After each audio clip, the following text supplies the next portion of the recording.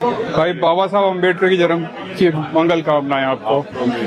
भाई इस बार जो है हर एक पार्टी, मतलब मैंने बीजेपी कांग्रेस किसी को इससे पहले नहीं देखा। आपका जो ये सम्मानित नीला पटका है, हर कोई सर पे लगाया हुआ था, कोई गले पे टांगा हुआ था, कोई झंडे लेके घूम रहा था। ऐसे कैसे हो गया? ऐसा क्या जादू कर दिया आपने? इसके लिए भीम आर्मी आजाद समाज पार्टी को इसका श्रेय देना पड़ेगा। पहले तो इस रंग का पटका पहनते आदमी को डर लगता था, क्योंकि इस पटके को पहनते ही जाति विशेष के रूप में आपकी पहचान हो जाने लग जाती। जी भाई।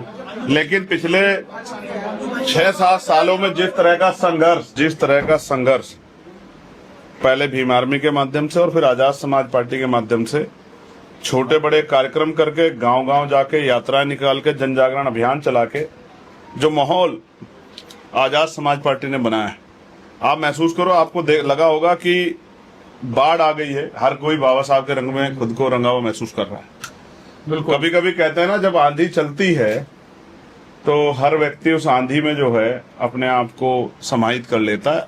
बाबा साहब अम्बेडकर के विचारों की आंधी चल रही है, फूले साहू के, पेरियार के विचारों की आंधी चल रही है, काशीराम साहब के विचारों की आंधी आजाद समाज पार्टी के नेतृत्व में, तत्वाधान में, भीम आर्मी के संघर्ष में चल रही है। इस वजह से हर कोई आदमी अपने आप को बाबा साहब अम्बेडकर का अनुयायी साबित करने की कोशिश कर रहा है। और आप ही एक ऐसे व्यक्ति हैं जिन्होंने हर एक व्यक्ति, जैसे हम बोलते हैं ना, काशीराम साहब ने हर घर में बाबा साहब की तस्वीर पहुंचा दी। और ये मेरा एक्सपीरियंस है कि आपने हर एक व्यक्ति के हाथ में भारत का संविधान पहुंचा दिया। देखिए, पहले संविधान कोई नहीं उठाता था। बिल्कुल। हम भले ही राजनीति में नए हों, लेकिन हमने तरीकों में तो बदलाव हमारे नेतृत्व में देखा ही गया है। पहले कोई किसी के घर नहीं जाता था दुख सुख में, कोई आंदोलन नहीं करता था। सारी पार्टियां कहती थी आंदोलन करके कुछ होगा नहीं। कोई घटना हुई थी, लोग कहते थे हम नहीं जाएंगे, बात नहीं करेंगे पीड़ित परिवार से। और कोई संविधान नहीं उठाता था, संविधान को बचाने की या लागू कराने की बात नहीं करता था। कोई नीला पटका नहीं पहनता था।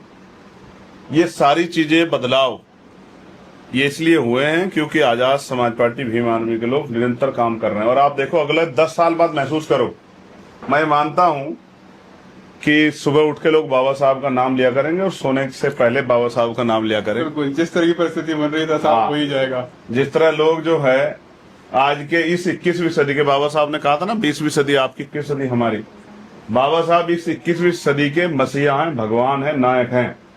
अगर कोई राजनीति करेगा, सामाजिक आंदोलन चलाएगा, परिवर्तन की बात करेगा, कुछ नया करने का प्रयास करेगा, तो बाबा साहब अम्बेडकर को अपने करीब पाएगा।